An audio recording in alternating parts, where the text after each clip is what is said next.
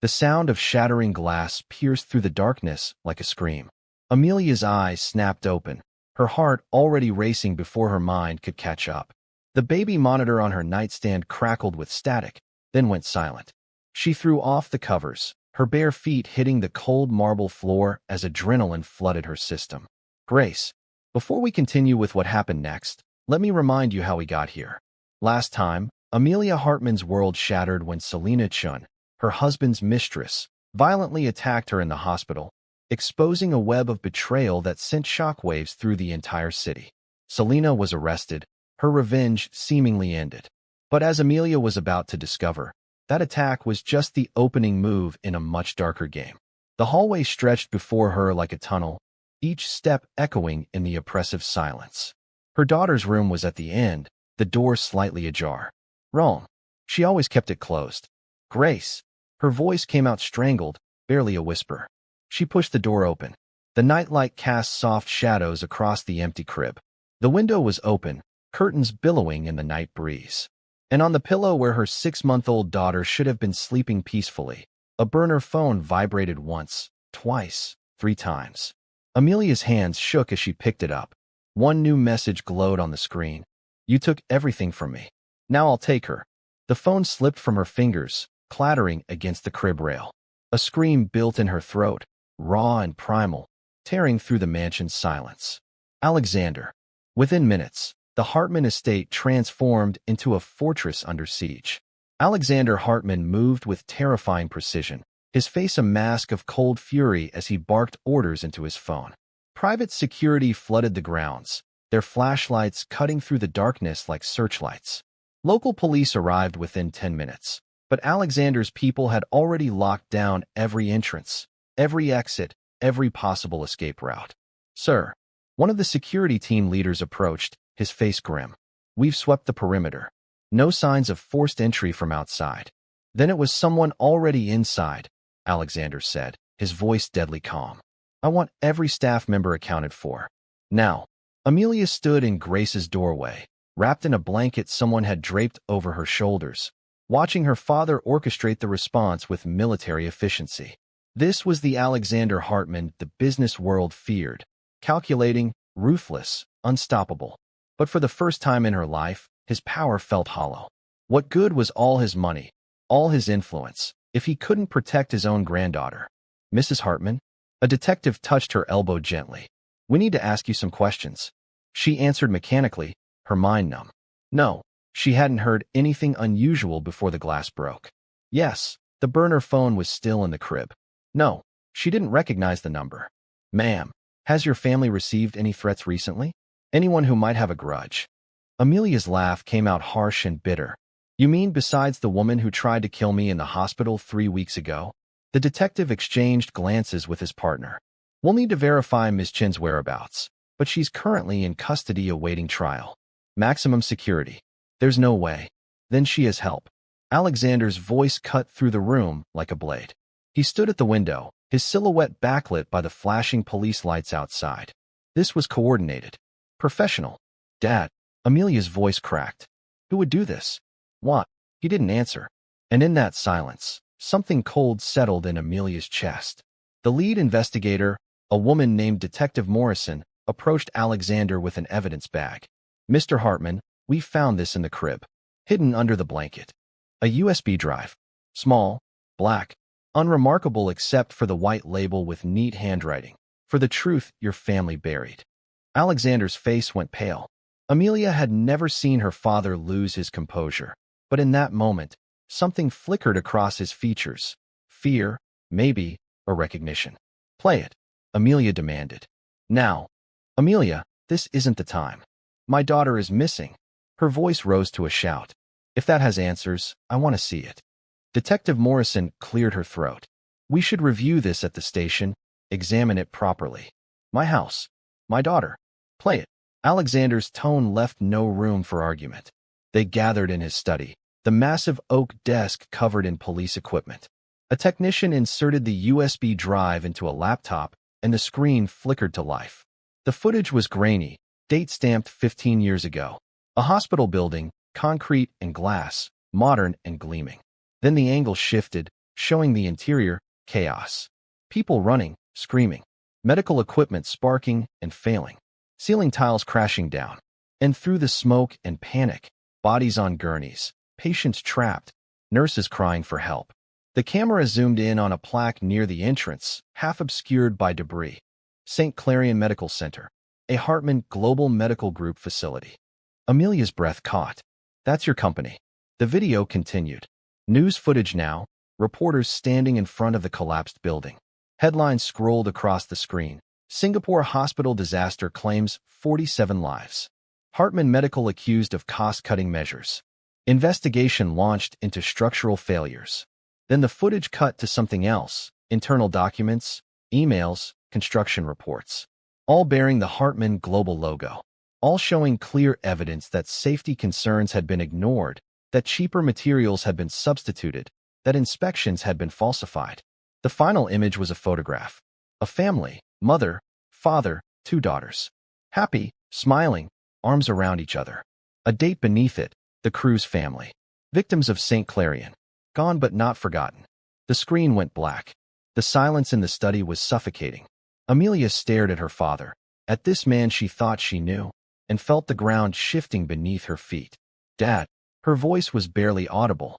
What is this? Alexander's jaw tightened. A tragedy. An accident. It was investigated, settlements were paid. You covered it up.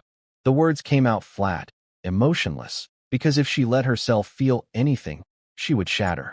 You knew the building wasn't safe, and you let people die. You don't understand the pressure I was under, the market conditions. I understand that 47 people died. Amelia slammed her hand on the desk. I understand that my daughter is missing because of what you did. Ms. Hartman. Detective Morrison interjected carefully. We don't know for certain that these events are connected. Amelia's phone buzzed. Then again. Then a flood of notifications, messages coming in rapid succession. She looked down at the screen, her stomach dropping. Unknown number. Your father's sins are now yours to bear. Another message. The Cruz family. Remember that name. Another. Selena Cruz wasn't alone. Her sister wants justice. Another. You have 72 hours before Grace pays for what the Hartmans destroyed. The phone clattered from her numb fingers. Alexander moved to pick it up, but she was faster, snatching it back, scrolling through the messages with mounting horror. They're sending me everything, she whispered. Medical records. Death certificates. All the people who died. All the families destroyed. She looked up at her father, tears streaming down her face. How many, Dad? How many lives did you trade for your empire? I built that empire for you. Alexander's composure finally cracked, his voice rising. Everything I did, every decision I made, was to give you a life of security, of power, of blood money. Amelia's scream echoed through the study. You built my life on top of mass graves. Before anyone could respond, another message came through. This time a photo. Grace, sleeping peacefully in an unfamiliar crib, a stuffed bear tucked beside her. Alive. Unharmed. For now. The caption read, she's safe. Unlike the children who burned in St. Clarion. But that can change. The next 3 days blurred together in a nightmare of media frenzy and dead ends. News of Grace Hartman's kidnapping exploded across every outlet. The story had everything the press loved. Billionaire family, missing baby, dark corporate secrets. Reporters camped outside the estate gates. Helicopters circled overhead. And with each passing hour, more leaked documents appeared online, each one peeling back another layer of Alexander Hartman's carefully constructed image. Amelia barely slept. She sat in her daughter's empty room, reading through the messages that kept coming, each one a fresh wound. The kidnapper, Isabel Cruz, she'd learned, Selena's older sister, was methodical in her torture. She sent photos of Grace every few hours, proving she was alive, well cared for even. But alongside each photo came another revelation. Construction reports showing Alexander had personally approved the use of substandard materials to cut costs. Emails where he instructed lawyers to bury safety complaints. Testimonies from engineers who tried to stop the project, only to be silenced with NDAs and payoffs. Before we see what Amelia did next, I want to know, where are you watching from? Drop your location in the comments. And if this story is keeping you on the edge of your seat, Hit that subscribe button because you won't believe what happens next. By the third day, Amelia could barely look at her father. He moved through the house like a ghost, aging years in mere hours, his empire crumbling around him as shareholders demanded answers and investigators circled like sharks. "The board is calling for your resignation," his lawyer said during one of the endless meetings. "The stock price is in free fall. If we don't get ahead of this." "I don't care about the stock price." For the first time in his life, Alexander Hartman looked broken. "Find my granddaughter." But even his vast resources were hitting walls. Isabel Cruz had vanished like smoke. She had no digital footprint, no credit cards, no property in her name. She was a ghost, and she had taken Grace into the shadows with her. That night, Amelia found her father in his study, staring at a photograph on his desk. She recognized it, a much younger Alexander cutting the ribbon at the St. Clarion grand opening, all smiles and promise. "I need to know," she said quietly. "Did you know it would collapse?" His silence was answer enough. "I knew there were risks." His voice was hollow. "But I convinced myself, that the engineers were being overcautious, that the profit margins justified the gamble." He looked up at her, and she saw something she'd never seen before in her father's eyes, genuine regret. "I was wrong. 47 people, Dad. 47 families destroyed. And you just moved on. I paid settlements. Quietly. Generously. I thought," he laughed bitterly, "I thought money could fix it. That's always been my solution, hasn't it? Throw enough money at a problem and it disappears." "Well, this one didn't disappear." Amelia's voice was ice. "It came back. And now my daughter is paying for your sins." She turned to leave, but his next words stopped her. "I'm sorry." 2 words she'd never heard from him. 2 words that changed nothing and everything. "Sorry doesn't bring back Grace," she said without turning around. "Sorry doesn't undo what you did." "Then what do I do?" For the first time, Alexander Hartman sounded lost. "Tell me how to fix this." Amelia looked back at him. This titan of industry, this man who'd shaped markets and toppled competitors, now reduced to a desperate father begging for answers. "You can't fix it," she said. "But I can." Her phone buzzed again. Another message from Isabel. The old Hartman facility. Warehouse district. Come alone. Sunrise. Or she dies. Below it, GPS coordinates. Amelia looked at the message, then at her father, and made her decision. "I'm going." "Absolutely not." Alexander was on his feet. "It's a trap. We'll send the police, SWAT will. And get Grace killed." Amelia shook her head. "No. She wants me. She wants a Hartman to see, to understand what you did." "I'm going." "Then I'm coming with you." "No," her voice was firm. "You've done enough." The argument raged for hours, but Amelia was immovable. Detective Morrison tried to coordinate a tactical response, but Amelia refused to wait, refused to risk Grace's life on a police operation that could go wrong. At 4 in the morning, she slipped out of the mansion through a service entrance, taking a car from the garage. The city was still dark, streetlights casting long shadows across empty roads. The warehouse district loomed ahead, a forgotten corner of the city where Alexander's company had once stored medical supplies before relocating to more modern facilities. The building was massive, concrete and steel, windows long since broken or boarded over. Amelia parked a block away and approached on foot, her heart hammering against her ribs. The front entrance was chained shut, but a side door hung open, creaking in the pre-dawn breeze. Inside, the air was thick with dust and decay. Abandoned equipment lined the walls. Old hospital gurneys, broken medical devices, filing cabinets tipped on their sides. It was a graveyard of her father's ambitions, left to rot when profit margins demanded better locations. "Hello." Her voice echoed through the cavernous space. "Isabel? I'm here. I came alone." Footsteps answered her, slow and deliberate. A figure emerged from the shadows, a woman in her 30s, dark hair pulled back, eyes that held an ocean of grief and rage. She held something in her arms, wrapped in a soft blanket. "Grace, don't." Isabel's voice was calm, almost gentle, as Amelia took an instinctive step forward. "Not yet. Please." Amelia's voice broke. "Please, she's just a baby. Whatever you want, whatever you need." "What I need." Isabel laughed, but there was no humor in it. "I need my family back. I need my little sister to stop having nightmares about fire and death. I need my parents to still be alive." She shifted Grace in her arms, and the baby cooed softly. Can you give me that? No, Amelia's tears fell freely now. I can't. And I'm sorry, God. I'm so sorry for what my father did. Your father? Isabel spat the words. He's a monster. And you? You lived like a princess on the backs of the dead. I didn't know. Amelia took another small step forward. I swear to you, I didn't know any of this until it affected you personally? Isabel's eyes blazed. Until your comfortable life was disrupted? The rest of us have been living with this for 15 years. My mother died in that collapse. My father drank himself to death 2 years later. Selena tried to move on, tried to forget, but it poisoned her. And me? She looked down at Grace. I spent 15 years planning this. Watching your family. Waiting. Then take me. Amelia spread her arms. Kill me if it will help. But please, don't punish my daughter for sins she didn't commit. Like your father punished my family? But Isabel's voice wavered. Her hand trembled slightly where it cradled Grace's head. Like he punished everyone who died because profit mattered more than safety? You're right. Amelia took another step.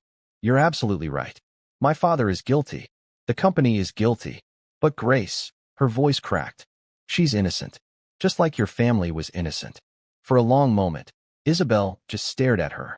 Then, slowly, she lowered herself onto an old crate, still holding Grace, and the fight seemed to drain out of her. I thought it would feel better, she whispered. I thought making you suffer like we suffered would fill this hole inside me. But it doesn't. Nothing does. Amelia knelt on the filthy floor, her hands clasped in supplication. Let me help you. Not with money, not with payoffs, but real help. Let me make sure the world knows what happened. Let me make sure my father faces real consequences. Let me. The door burst open with a crash that echoed like thunder. Freeze.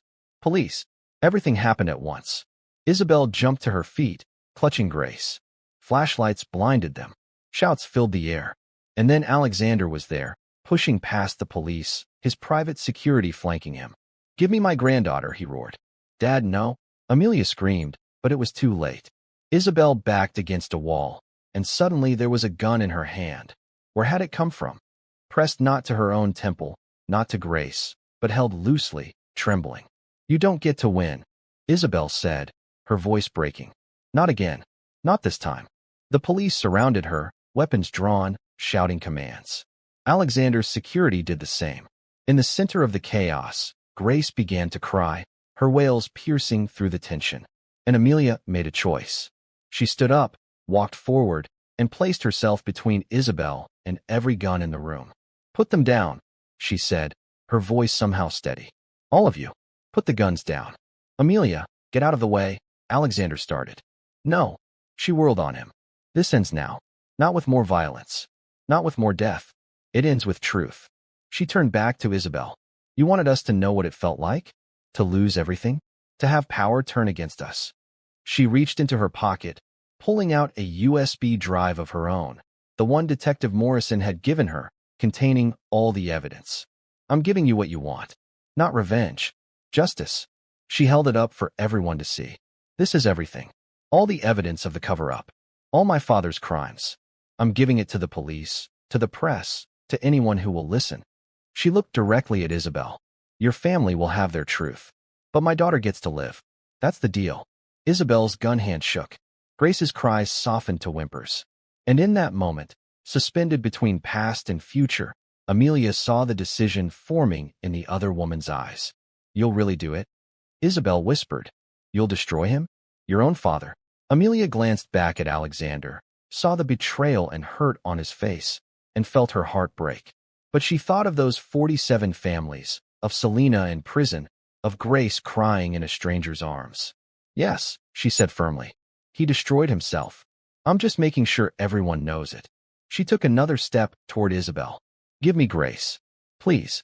Let this cycle end. The warehouse held its breath. Even the police seemed frozen, waiting. Finally, slowly, Isabel lowered the gun. Her shoulders sagged, and she looked down at the baby in her arms. This innocent life, this child who'd done nothing wrong except be born to the wrong family. She looks like my sister did, Isabel murmured. As a baby, before everything. She held Grace out, and Amelia rushed forward, gathering her daughter into her arms, feeling that small warm weight. breathing in that perfect baby smell, sobbing with relief so profound it hurt. "Thank you," she gasped. "Thank you, thank you. Don't thank me." Isabel's voice was hollow. "Just make sure it means something." The police moved in then, surrounding Isabel, reading her rights, cuffing her hands. But as they led her toward the door, she looked back at Amelia one final time. "You're not like him," she said quietly. "Don't let this city make you that way." Then she was gone, and Amelia was left standing in the ruins of her father's legacy, holding her daughter close, while Alexander stood frozen across the room. "You had me followed," Amelia said, not a question. "I couldn't let you come alone." He moved toward her, but she stepped back. "Amelia, you don't understand what you're doing. That evidence, it will destroy everything. The company, our reputation, our lies." She met his eyes, saw him flinch. "Good. Let it burn." She walked past him, past the police, past all of it, carrying Grace out into the dawn light. The next weeks were a whirlwind. True to her word, Amelia released everything. The USB drives, the evidence, the full scope of the St. Clarion disaster, and the subsequent cover-up. The media exploded. Federal investigators descended. And Alexander Hartman, titan of industry, philanthropist, billionaire, was arrested for corporate manslaughter, obstruction of justice, and fraud. Amelia watched the perp walk on television, her father in handcuffs, photographers shouting questions, and felt nothing but a strange, hollow peace. Isabel was charged too: kidnapping, unlawful imprisonment, weapons charges. But public opinion was complicated. Vigils were held for the St. Clarion victims. Online campaigns called for lenient sentencing. The story became bigger than any of them. Grace, mercifully, was too young to remember any of it. She played with her toys, smiled her gummy smile, and gave her mother a reason to keep breathing through the chaos. 6 months later, Amelia stood in front of a newly renovated wing of Metropolitan General Hospital. The plaque beside the entrance gleamed in the afternoon sun. The St. Clarion Memorial Wing, dedicated to the 47 lives lost and the families forever changed. May truth heal what power destroyed. She'd liquidated her trust fund, sold every asset she'd inherited, and poured it into this. A foundation for hospital safety. Scholarships for the children of the victims. Real change, not just empty words. Grace babbled in her arms, reaching for the flowers someone had left by the plaque. Amelia smiled, tears in her eyes, and kissed her daughter's soft head. A camera crew approached, a reporter with a microphone. "Miss Hartman, now that your father's trial is concluded, now that he's been sentenced to 15 years, do you have any regrets?" Amelia looked at the camera, at all the people watching, and chose her words carefully. "Regret that it took so long for the truth to come out? Yes. Regret that my family caused such pain? Absolutely." She adjusted Grace on her hip. "But regret exposing it? Never. The greatest act of love isn't protecting someone from consequences. It's making sure those consequences lead to real change." She turned away from the camera, toward the memorial plaque, toward the future she was trying to build from the ashes of her family's sins. "In the end," she whispered, more to herself than anyone else, "the greatest revenge isn't power. It's truth." Behind her, the hospital doors opened to welcome their first patients into the new wing. Somewhere, in a minimum security prison, Alexander Hartman was learning what it meant to lose everything. And somewhere else, Isabel Cruz was learning what it meant to finally be heard. Grace laughed, reaching for the sunlight, and Amelia let herself smile. Not because everything was fixed, it would never be fixed, not completely, but because for the first time in her life, she was building something real, something good, something that would help rather than harm. The cameras captured her walking into the hospital, her daughter in her arms, stepping into a future she'd chosen rather than inherited. If this story moved you, hit that like button and subscribe for more. Drop a comment and tell me, do you think Amelia made the right choice? Could you have done what she did? And where are you watching from? Let's build a community of people who believe truth matters more than power.